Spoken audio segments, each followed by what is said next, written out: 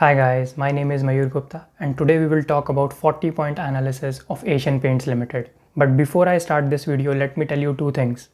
What is 40-point analysis and why it is so important? So 40-point analysis is a scorecard approach for analyzing companies. You can say it's a report card for the company, wherein I have collected all the relevant and important information about a company in simple 40 points. And against each point, I have given a threshold. So if a company has value better than this threshold limit, then it will get 1 point.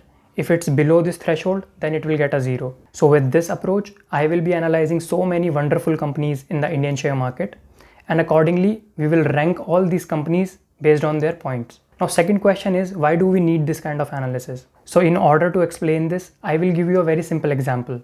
Let's say you have 5 best FMCG companies with you: HUL, Dabur, Marico, Gillette, and Procter & Gamble Hygiene. And I ask you choose one company which is the best one among this lot. So how you will decide which one is the best value for money, and because there is only one best company among this lot, you have to have some kind of basis how to eliminate the balance 4 companies from this. And that basis is covered in this video. So let's start this analysis. So the breakup of 40 points is given on your screen. And you can see there are 20 financial points, 12 points related to fundamentals of the business. There are 3 points for growth, 4 points for valuation, and 1 point related to the cash flow of business. So overall the total is 40, and we will see how this business ranks on these 40 points. So let's start with the financial points. In financial points, we will cover sales, margins, returns, debt, other incomes, current assets, and dividend. So you can say all the relevant information related to financials are covered here. Alright, first point, sales. And here I am showing you sales as a ratio instead of an absolute figure. And why do I prefer a sales ratio over absolute figure? Because sometimes this absolute sales figure is misleading. And what do I mean by that? Let's say you have 2 companies, A and B. In company A, there is a sales of 1000 crores. In company B, there is a sales of 400 crores. So which one you will choose if you have to choose? Most of you will be thinking that 1000 crore company A is better because it has more sales. But it's not true. If I add one more line to it, let's say for this A company, the previous year sales was 2000 crores. So basically now the company is doing 1000, which is 50% less than the previous number. While company B, which is now at 400 crores, they were doing 300 crores last year and 200 crores the year before. So basically in 1 year, they have grown 30%, while in 2 years, they have grown almost 50%. If I have to select one of these companies, I'll select a growing company, which is company B. And that's why I am checking sales as a ratio of fixed assets. So if 1 rupee is invested in fixed asset, company should do at least 2 rupees of sales. But in our case, Asian Paint is doing 3.7 rupees of sales for each rupee of fixed asset, which is good. And that's why I have given 1 point and it is marked in green. The next point is operating margin and net margins. My threshold is 35 for operating, 20% for net margins, while company is doing 22% for operating and 14.5% for net margins, which is less than my threshold, and hence I am giving 0 points. And why I am taking operating margin threshold as 35 and net margin as 20? Because I prefer companies with higher margins. And usually these companies with higher margins have better pricing power and they sustain for a long term.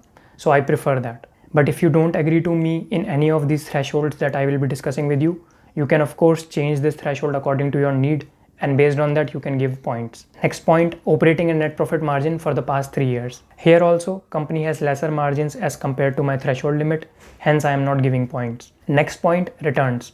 In returns we will check return on equity, return on capital employed, and return on asset. And for all these 3, base values are on your screen. So you can see for return on equity I have a threshold of 25%, whereas this company is doing 24.5, slightly off the mark, but I'll not give point here. For return on capital employed, it's better than my threshold. It is 31.6%. Fair enough, 1 point. Return on asset 15.4%. Again, it's less than the threshold. No point allotted. Now also for the past 3 years, we have to check the returns because return can fluctuate year on year. So every time I check margins and returns, I check for this year, also for the past 3 years, and that usually gives a better picture. So for the past 3 years, if you see the returns of this company, they were really good. Return on equity was exceeding my threshold limit of 25, and hence I allotted 1 point for return on equity. Same way, return on capital employed is also better than my threshold limit of 30. This is actually 32.2%, hence I have given 1 point to it. In return on asset, it is less than my threshold, which is around 15-16%. Hence, I am not giving point here. The next point is debt. And in debt, we have to see again three things. First is debt equity ratio, where I have a threshold of 0.25. If the debt equity ratio is 0, it means there is no debt, which is good. So anything below 0.25 is better. Now in this case, the company has a debt of 0.08, which is good. It means that it is less than 0.25, and hence I have allotted 1 point to it. Next is interest coverage ratio, means how many times the interest can be paid from profit before interest and tax. So it has to be higher than 7. But in this case, company has a ratio of 47 times, almost 48 times. So which is very, very good.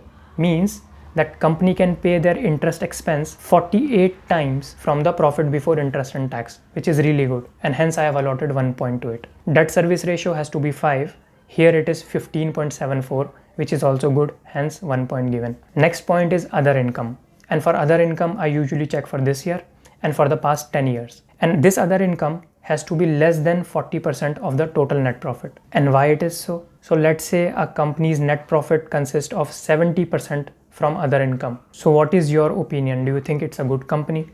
In my opinion, no, it's not good, because somewhere it shows that the core of this business is not right. So the company is doing business, they are generating profits, but it is not coming from the main business, and hence it is not good in the long term. So in this case, you can see that company's other income to net profit ratio is around 11% in the trailing 12 months, while it is 13% in the past 10 years, which shows that this company's main business is generating adequate profit. Now, for current assets, I have taken 3 ratios. First is quick ratio, where the ratio has to be higher than 0.9. But in this case, it is 0.09, which is lower than my threshold, and hence I am giving 0 point here. Days receivable outstanding has to be less than 45 days. And here it is 43.74 days, which is good, hence 1 point allotted. Current ratio has to be higher than 2, but in this case it is 1.08, which is less than my threshold, hence I am not giving points here. The last one in the financials is dividend yield. And here the dividend yield has to be higher than 4%. But in this case it is 0.7%, which is lower than the threshold, hence not allotted point. So now if you will total all this, you will see that we have discussed 20 financial points, out of which company has bettered my threshold 10 times, and hence I have given 10 points to it. Now there are some points that I have not discussed here because of the time constraint, and I have checked the financials of this company on 32 different points, and it has only bettered my threshold 12 times. Hence, on 32 points, it has got 12 points in total. While if you see the Piotrowski score for this company, so now some of you might be thinking, what is Piotrowski score? Basically, it's a financial indicator created by a great researcher, and he basically checked the company on 9 different parameters. And on these 9 parameters, if any company scored less than 6, it is deemed as bad. Anything equal to 6 or 7 is okay. 8 and 9 are considered as the best ones. So here in this case, we have a score of 7, which is okay. The next point is fundamentals of the business. In fundamentals, we will talk about 12 different points. The first point is pricing power. Do you think this company has pricing power? In my opinion, yes, it has. And that's why I'm giving it 1 point. Now, what is pricing power basically? So pricing power means how much will be the impact on company's sale if they change the price of their product. So let's say in this case, company increase the price of their paint by 100 rupees a drum. But if they change the price, still product sells in decent quantity, it means they have pricing power. So in this case, it is there, and I am assuming it as 1. Next one is high market share. Yes, they have good market share, 1 point. Next is clean promoters. So I have not read any bad news about the promoters yet. So I am giving it 1 point. Next, essential commodity. No, I don't think it's essential commodity. Hence I am giving it a 0. Next is moat or barrier. So basically in this case, I am giving it a 0 because you might have seen there are so many paint companies in the market. So in the past 2 years, you might have observed that there are new companies coming up like Indigo Paint, JSW Paints, etc. So I don't think there is a barrier to this business, and hence I am giving it a 0. Safety of principle, yes, 1 point. Promoter versus FII holding. Now here I am giving it a 0. Now you might be thinking why it is so important. First of all, what is promoter versus FII holding, and why I am including this in my analysis? So to explain this point, again I will give you a very short example. So imagine a company which has really great financials, great fundamentals, have good growth, and the valuation was right. So accordingly you invested in the company. But there was only one problem, that they had a huge FII holding. let's say 50% of the holdings were held by FIIs. And these FIIs, for the sake of simplicity, assume that they were all sitting in USA. So you bought the company, you were happy with everything, the performance was good. But next year, something happened in USA, okay? And these FIIs started panicking and they are in need of money. So what they will do? They will search all their pockets. They will first take money out of the different countries where they have invested. So they will also go to this company, this particular company, and take the money out. So basically what will happen? Without the fault of this particular company or the Indian ecosystem, the prices of this company will start falling because these FIIs, foreign institutions, will start selling their holdings. And hence the existing shareholders will start losing their money without the fault of their own. And hence it is so important to check this parameter also. So in this particular case, Asian Paints have a FII holding of 21% versus 51% of the promoters holding. So you can say 1/5 of the company is held by foreign institution investors, which I don't like it, and hence I am giving no points on this. Next point, size advantage. Yes, the size of Asian Paints is really big. They have advantage for that, 1 point. Beta or risk for the company, I don't think there is much risk here, 1 point. High brand recall, yes, the brand for Asian Paints is really good, 1 point. Management effectiveness, I am giving it here 0.25, a quarter for 1 point. Why I am giving this? Because management effectiveness is calculated by returns. And here you can see these returns were below my threshold limit. Hence I am giving it some points, but not exactly 1. The next one is competitive advantage. And to check competitive advantage, we must check margins of the company. And as you saw, the margins were little less than my threshold. So again, I am not giving points here. So overall, if you see, out of 12 points, company has got 7.25 points, which in my opinion is okay. So apart from these 12 points, I have checked this company on various other fundamental parameters and a total of 32 points. And on a total of 32 points, company has got more than 18 points, which is really good. Now let's talk about growth of this company. And for the growth, we will see 3 parameters. First is Buffett $1 test. Now what is Buffett $1 test? It is a term coined by legendary investor, Mr. Warren Buffett. He said that if a company retain $1 of earnings, it should at least add $1 in the market capitalization, which in turn act as a wealth creation journey for the common shareholder. So in my working, I am taking this number as 4. Means for each 1 rupee retained by the company should create at least 4 rupees in the market capitalization. So in this case, for each rupee retained by the company has added 21 rupees in the market capitalization, which is really high. Hence, I have given 1 point to it. Next point, sales growth. Here we are checking sales growth for the past 10 years and it should grow by more than 2.5 times. So if let's say company was doing 100 rupees of sales 10 years ago, it should at least do 250 rupees sales now. But here in Asian Paints, company has achieved a growth of 2.35 times. Means they are short of this threshold. Hence I am not giving point here. Next one is EPS growth. So again this EPS has to grow by more than 4 times in the past 10 years. But in Asian Paints, it has grown by 3.18 times, which again is less than the threshold. Hence overall, out of 3 growth points, company has achieved 1 point, which is the market capitalization growth in past 10 years. Next parameter is related to the valuation of company. In valuation, we will check 4 different ratios. First is price to sales ratio, and this ratio has to be less than 5. But here in Asian Paint, price to sales ratio is 12.5 times. Means for 1 rupee of sale, we are paying 12 rupees in the price, which is really high, and hence I am giving it 0 point. Next one is price to earning ratio, and for that I have taken 20 as a limit, but here in this it is 86 times. So again, no points. Next one is price to book multiplied by price to earning ratio. It is called PBPE ratio. This has to be lower than 50, but here it is 1800 times. Next one, EV/EBITDA ratio. This has to be lower than 10.2 times, but here in actual it is 52.3 times. And all these 4 points shows that at the moment price of this company is overvalued. And the last point is related to the cash flow reconciliation. And what do I mean by cash flow reconciliation? So whenever a company does business, they generate some profits, and then management has to decide what they want to do with these profits. They want to distribute it as dividend, they want to pay their loans, they want to buy some new assets, or they do some investments, or they want to keep it in cash. So these are all the options available to the company. So now think of it. Imagine a company has generated 100 crores as profit in the past 10 years. And because this company had loans, so out of this 100 crores, company have repaid their loans by 30 crores. So now there is a 70 crore balance. And out of this 70 crores, company has distributed 20 crores as dividend to its shareholder. So basically now company has got only 50 crores as balance. Now out of this 50 crore, company might have done two things. One, maybe they could have kept everything in cash, or they would have taken some part of it and invested somewhere, so it should appear in the investment part.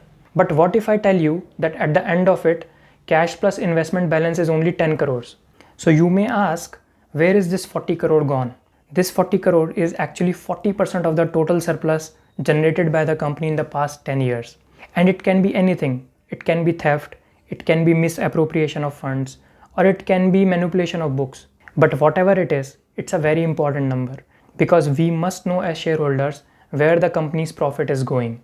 So in my analysis, I have taken a cash difference threshold of less than 20%. So if the actual cash difference is more than 20%, I will not allot any points to the company. But if the cash difference is less than 20%, I will still give it a point. Now you might be asking, why 20%? It's still high number. So remember, I am taking past 10 years data to calculate this difference. And there may still be a slight possibility of cash rollover from the 11th previous year. And hence I am giving it as a benefit of doubt to the company. So anything greater than 20 is not acceptable, and anything below 20, we will still accept it and move on. So here in this company's case, cash difference is less than 20%, and hence I am giving it 1 point. So now let's summarize all the points, and the summary is on your screen. So you can see in financials, company has got 10 points, which is equivalent to 50% of the total points, and the minimum threshold is 45% of the points. So company should get at least 45% of the total 20 points. And why 45%? Because I have already taken some very strong thresholds in all my parameters. For example, return on capital employed of 30% or more, ROE of 25 or more, operating margins of 35% and more. So all these are strong numbers. Not all companies can attain it. Number two, I want to give leeway for borderline cases. For example, in this particular case, you might have observed that company had a ROE of 24.5%, while my threshold was 25%. So for 0.5%, this company missed out on a point. So after analyzing so many companies with this method and with my past experience, I have decided on these base requirements. Next one is fundamental points. So you can see company has got 7.25 points out of 12, which is more than 43%. Hence, it is also good. Third one is growth. So out of 3 points, company has got only 1 point, and hence I am showing a red indicator here, which shows that it is not good. For the valuation, we have checked total 4 points, but company has got no points.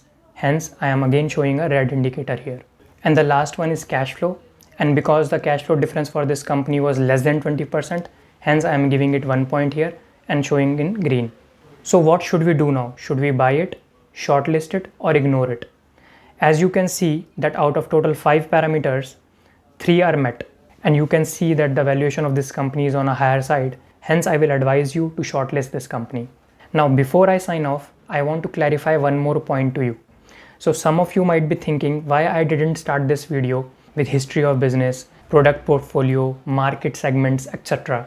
So if you are following me for a long time, you might have seen my previous videos where I used to speak about these things in the beginning.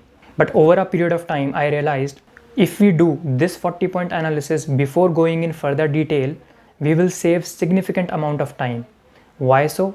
Because to research about the business, the products, the market mix, channels, etc., you need to read annual reports. And sometimes not only one, but you have to read 3, 4, 5 reports in order to understand a complete business. And that usually take a lot of time. But let's say after doing this analysis, you realize that there are some things that are not up to your benchmark, and hence you should ignore this business. Hence all the time you would have invested in reading annual reports and doing more research and reading news, etc., that time could have been wasted. Hence I came up with this idea of first understanding if we should actually shortlist or buy this, or should we actually ignore this. So if the decision comes out to ignore, then we should not actually spend much time on this company, rather spend time on the other companies. But if the decision comes out as shortlist or buy, then we may consider reading more reports and doing more research on the company. Now the other question you might be thinking is that with this analysis, there is a possibility that we will miss out on many opportunities. There are some companies which are lower margin companies like auto ancillary businesses where the operating margins or net profit margins are in the range of 7-8%. So which means that these companies might not come here. This is not true. Why it is not true? Because I am not comparing companies only on one threshold. I am taking a combination of 32 different parameters and accordingly taking a decision if to buy or not to buy or shortlist or not. Also, some parameters, for example, fundamental parameters, if you will observe, high market share, effective management, competitive advantage, size advantage. It does not matter if it's an auto ancillary industry or a IT industry. All these parameters will apply equally to all these industries and there will be no discrimination as to which sector this company belongs to. And hence, if a company meets all these criteria correctly, it should actually come in this filter. And hence, with this approach, we can analyze more than 90% of the companies available in the market in very quick time and will also have a scientific ready reckoner available for each of them. That's it for today. Thank you for watching. Thanks a lot.